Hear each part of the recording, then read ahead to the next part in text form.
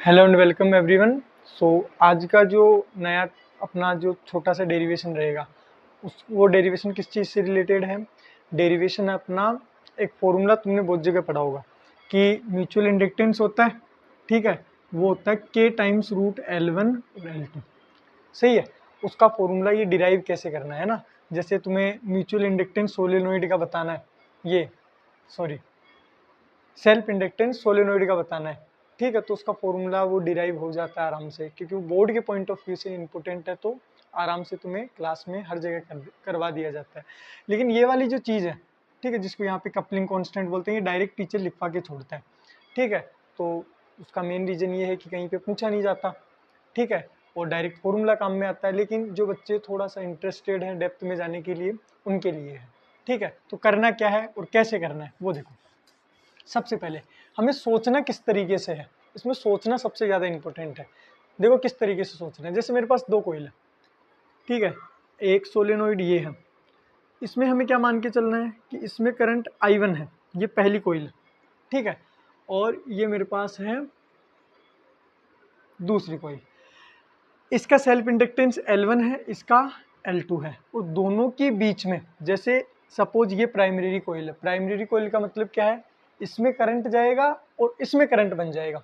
जिसमें करंट बनता है, इंड्यूस होता है, प्रेरित होता है, उसको बोलते हैं हम सेकेंडरी कोयल। जिसमें करंट होता है पहले से, उसको प्राइमरी कोयल। फर्स्ट और सेकेंड दो कोयल अपने पास, ठीक है, ये प्राइमरी है, ये सेकेंडरी है, ठीक है। इसी को थोड़ा सा आगे चेंज कर लेंगे, आगे समझ में, पहले इसको समझो, है ना। इसकी जो इक्वेशन बनेगी उसको साइड में लिख लेंगे। अच्छा, इसमें इक्वेशन कैसे सोचना है हमें, सोचो इन दोनों के बीच में म्यूचुअल इंडक्टेंस कितना है, M, सही है।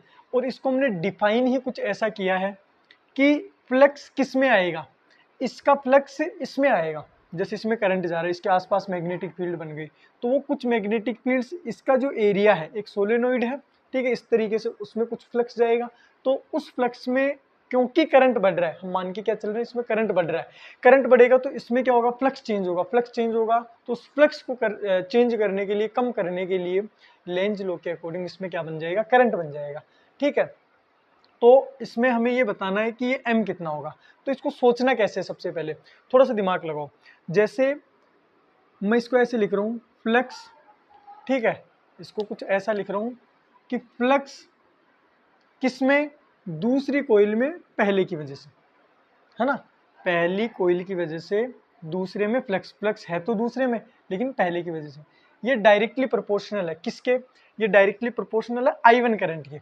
I1 करंट के क्यों है, क्योंकि जितना ज़्यादा यहाँ करंट बढ़ेगा उतना ज़्यादा इसके आसपास फील्ड आएगा, इसके आसपास फील्ड आएगा, तो इसमें क्या बन जाएगा, इसमें इंड्यूस EMF बन जाएगा, तो वो I1 के प्रोपोर्शनल है, ठीक है। जैसे ये कांस्टेंट हटाते हैं, ठीक है, तो वैसे तो फ्लक्स क्या होता है, बी ए कोस थीटा होता है, या फिर बी डॉट ए होता है, ठीक है। या तो फ्लक्स जो होता है तुम्हारा वो क्या होता है, बी डॉट ए, और ये क्या है, बी ए कोस थीटा, ठीक है। तो इस फॉर्मूले को थोड़ा सा ऐसे डायरेक्टली प्रोपोर्शनल क्यों किया, क्योंकि ये जो मैग्नेटिक फील्ड है ना, ये हमें कहीं सीधा नहीं मिलने वाला।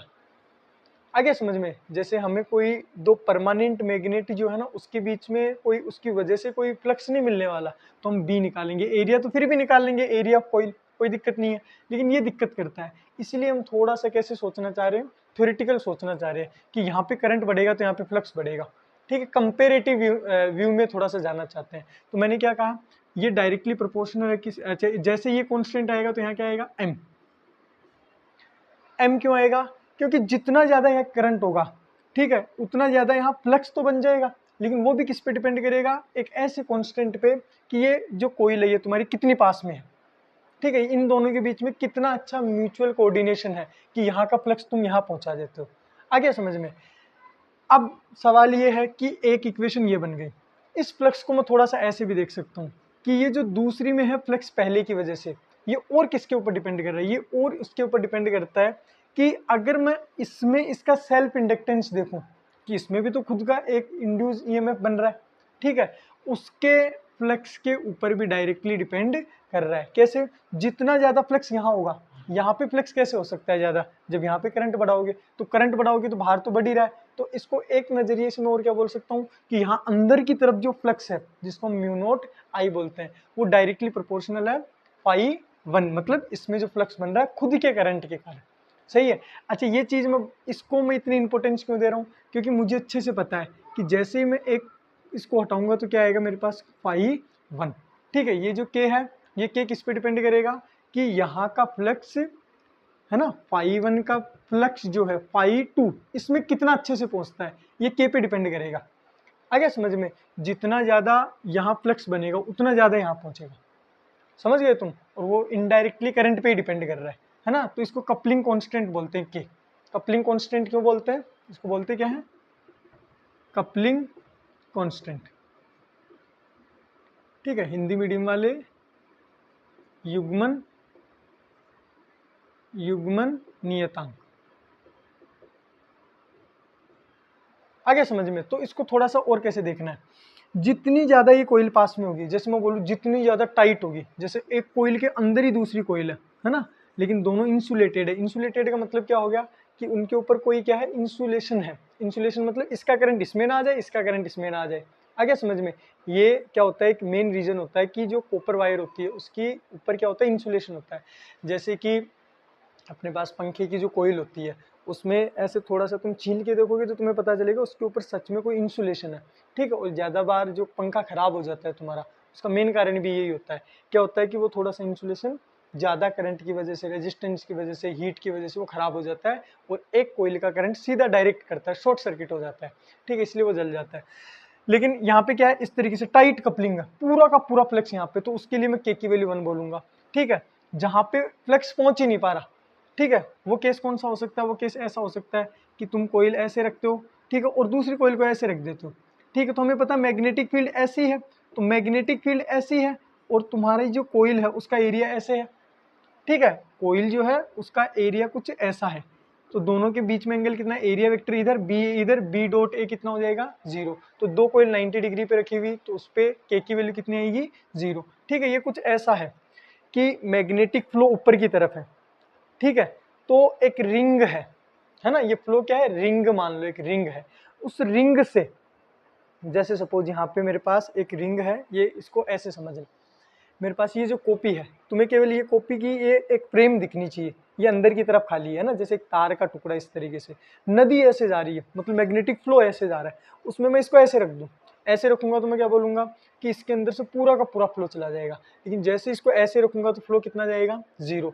इसको थोड़ा सा प्रैक्टिकली भी समझ सकते हैं और मैथमेटिकली कैसे समझेंगे, बी डॉट ए क्या होना चाहिए 0, मतलब दोनों के बीच में एंगल क्या होना चाहिए 0। अच्छा ये एंगल है किस किस चीज के बीच में, ये मैग्नेटिक फील्ड और एरिया वेक्टर। एरिया वेक्टर कैसे डिफाइन करते हैं कि ये सपोज अपना एरिया है, इसके परपेंडिकुलर डायरेक्शन में एरिया वेक्टर, तो ये रहा तुम्हारा एरिया वेक्टर। ठीक है, और ये रहा तुम्हारा मैग्नेटिक फील्ड, दोनों के बीच में एंगल 90। एंगल 90 तो अपने को क्या बोलना पड़ेगा, फ्लक्स कितना हो गया 0। ठीक है, बाकी तुम इसकी ओरिएंटेशन देख के पता कर लोगी कि फ्लो तो इसमें से क्या जा रहा है 0, तो उसके लिए कपलिंग कांस्टेंट कितना आ जाता है 0। अदरवाइज 0 से 1 के बीच में कितना भी हो सकता है, जैसे तुम बोल सकते हो हाफ कपलिंग है, 1/3 है, 1/4 है, कितना भी हो सकता है। ठीक है, वो क्या है, डिपेंड करेगा कि तुम इसको कैसे क्या रखते हो। आगे समझ में। चलो इसको आगे करते हैं थोड़ा सा। तो ये अपने पास क्या आई, दो इक्वेशन आई, है ना।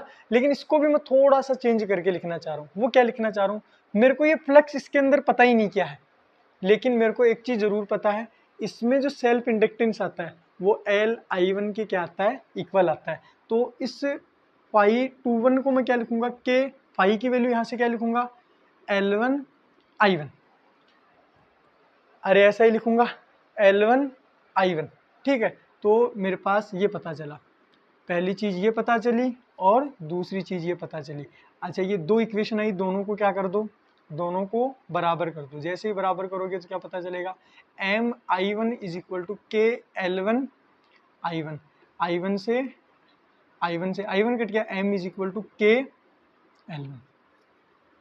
आ गया समझ में, इतना समझ में आया।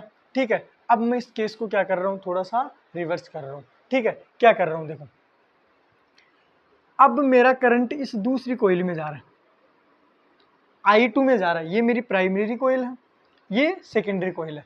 ठीक है, तो इसमें मुझे कैसे सोचना है, इसमें मुझे कुछ ऐसा सोचना है कि अब मेरा फ्लक्स, ठीक है, पहली कोयल में जाएगा दूसरी की वजह से, पहली कोयल में जाएगा, जहां से फ्लक्स बन रहा है इसमें पहुंचेगा। तो पहुंच किस में रहा है, पहुंच तुम्हारा इसमें, अच्छा दूसरी में लिए क्या, उल्टा लिख दिया, फ्लक्स पहली में, हाँ सही लिखा है, फ्लक्स पहली में दूसरे के कारण। ठीक है, वो किस पे डिपेंड करेगा कि दूसरी कोइल में तुम कितना करंट रखते हो, दूसरी कोइल में जितना ज्यादा करंट होगा, ठीक है, उतना ज्यादा इसमें क्या बन जाएगा, फ्लक्स बन जाएगा। आ गया समझ में, पहली कोइल में फ्लक्स देखना है दूसरे के कारण, और दूसरी कोइल के क्या करेगा, जो प्राइमरी कोइल है उसके करंट पे डिपेंड करेगा, जितना ज्यादा करंट बढ़ाओगे उतना ज्यादा इसमें फ्लक्स आ जाएगा। आगे समझ में। अब हमें इसको कैसे देखना है, हमें इसको ऐसे देखना है, पहली कोइल में और दूसरी कोइल में जैसे ये लिखूंगा थोड़ा सा वही एम कॉन्स्टेंट सेम आएगा। ठीक है, वही बताने की कोशिश कर रहा था कि तुम इसको प्राइमरी इसमें करंट दो और इसमें करंट बन जाएगा, तो म्यूचुअल इंडक्टेंस एम होता है।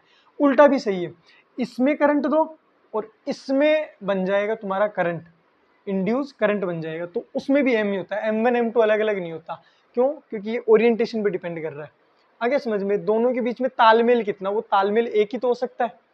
ठीक है, कि दोनों की जो पार्टनरशिप है वो ऐसी है कि हाँ ठीक है इतना फ्लक्स मैं इसमें कंट्रीब्यूट करूंगा। आगे समझ में, ये मेरे पास पहली इक्वेशन। ऐसी ही क्या है, मेरे को थोड़ा सा इसमें लिखना पड़ेगा, वो क्या लिखूंगा कि इसमें जो फ्लक्स है, दूसरी कोइल में जो फ्लक्स है वो डायरेक्टली प्रोपोर्शनल पहली कोइल में जो फ्लक्स है, पहली कोइल में जो फ्लक्स है दूसरी कोइल की वजह से, वो वापस डिपेंड किसके ऊपर कर रहा है, दूसरी कोइल के फ्लक्स पे। मतलब इसके अंदर जितना ज्यादा फ्लक्स होगा, आगे समझ में, इसमें बनेगा करंट, इसमें ज्यादा, इसके सेंटर पे जितना ज्यादा फ्लक्स होगा उतना ज्यादा फ्लक्स यहाँ पहुंचेगा। ठीक है, उसका तरीका क्या है, इस करंट को बढ़ाते जाओ, करंट को बढ़ाओगे इसके अंदर फील्ड बढ़ेगी, तो यहाँ बढ़ रही है तो बाहर भी बढ़ेगी। ठीक है, तो यहाँ पे कितना हो जाएगा, φ2, तो इसको φ2 लिखना पड़ेगा, ये φ12 है। ठीक है, थोड़ा सा और क्या करना पड़ेगा, यहाँ पे थोड़ा सा ऐसा सोचना पड़ेगा कि ये जो φ2 है दूसरी में फ्लक्स, इसको क्या लिख सकता हूँ, L2I2, तो इस φ2 को यहाँ रखो। ठीक है, तो φ12 वो का वो काम है। ठीक है, इसको मैं डायरेक्ट भी बता सकता था, 1 की जगह 2 कर दो, 2 की जगह 1 कर दो। ठीक है, वैसे भी कर सकते हैं, लेकिन समझना जरूरी था। इसको क्या लिख सकता हूँ, φ2 को क्या लिख सकता हूँ, L2I2। जैसे ये लिखूंगा, ठीक है, मेरे पास क्या है, ये पहली इक्वेशन है, पहले आई थी अपने पास, इन दोनों को बराबर करो, ये सेम फ्लक्स को बता रहा है, तो MI2 इज इक्वल टू क्या आएगा, K L2I2, I2 से I2 कट गया, तो M इज इक्वल टू वापस क्या आया, K L2। आगे समझ में, वापस कपलिंग कांस्टेंट सेम आएगा इसमें। क्यों, क्योंकि ये एक दूसरे को कितना अच्छे से संभाल के रखते हैं, कपल है। ठीक है, या फिर कपल भी वर्ड इतना सही नहीं है, कि इसका फ्लक्स इसमें कितना अच्छे से पहुंच पा रहा है। ठीक है, कितनी अच्छी तुम इनके बीच में वाइंडिंग करके रखते हो कि पूरा फ्लक्स पहुंचता है, आधा पहुंचता है कि आधे से कम पहुंचता है। ठीक है, दो इक्वेशन आ गई, तो यहाँ से M क्या आया, KL1।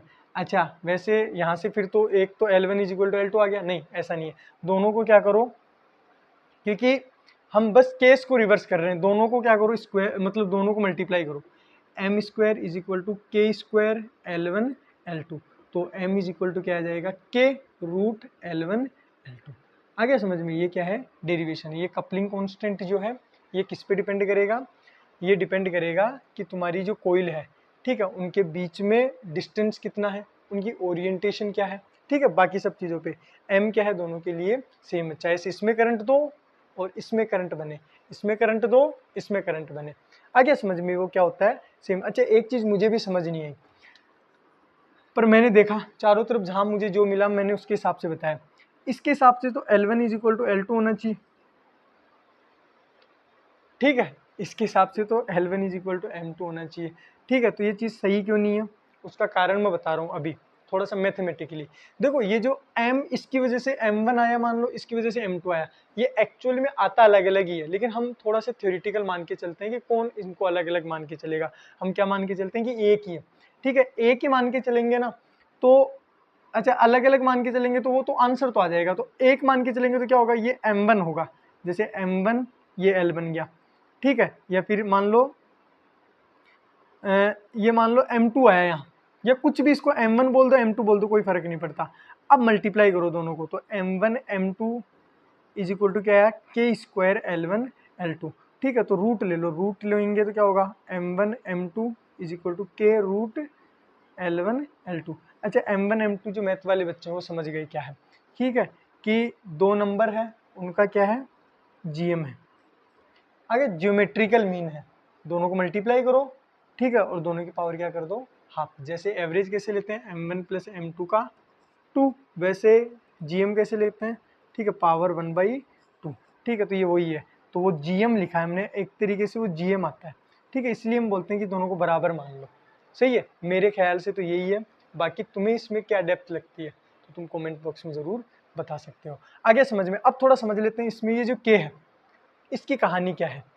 k is equal to 0 क्या आ गया, म्यूचुअल इंडक्टेंस कुछ है ही नहीं, म्यूचुअल इंडक्टेंस कुछ है ही नहीं मतलब क्या है, ये कोइल कुछ इस तरीके से है कि एक का फ्लक्स दूसरे में नहीं पहुंच रहा और दूसरे का फ्लक्स पहले में नहीं पहुंच रहा, ठीक है, अगर दोनों की प्राइमरी और सेकेंडरी कोइल को हम एक्सचेंज कर देते। आगे समझ में, अच्छा प्राइमरी और सेकेंडरी का मतलब मैंने बार बार बता दिया, प्राइमरी मतलब जिसमें करंट दिया है, सेकेंडरी मतलब जिसमें करंट बनेगा। आगे समझ में, ये क्या है उस पर डिपेंड कर रहा है। k इज इक्वल टू 1 मतलब परफेक्ट, इसको बोलेंगे परफेक्ट कपलिंग। आगे समझ, परफेक्ट मतलब क्या हो गया, परफेक्ट कपलिंग या फिर गाढ़ युग्मन, हिंदी मीडियम के, गाढ़ मतलब गाढ़ा बांध दिया एक तरीके से, ठीक है। k इज इक्वल टू 0, अच्छा बाकी के क्या हो सकता है, 0 से बड़ा होगा और 1 से छोटा होगा, एक रेशियो है, डायमेंशनलेस है। डायमेंशनलेस कैसे पता चला, l और l के डायमेंशन हेनरी, हेनरी स्क्वायर, ये भी हेनरी में होता है, तो ये बाहर आके हेनरी से हेनरी कट गया, k का डायमेंशन क्या आ गया 1 मतलब डायमेंशन लेस, ठीक है। तो ये चीज़ मैं बता रहा हूँ, लिखने की कोई ज़रूरत नहीं, ठीक है, मान के क्या चल रहा हूँ, JEE, you are JEE aspirant, ठीक है। मिलते हैं बाकी, थैंक यू।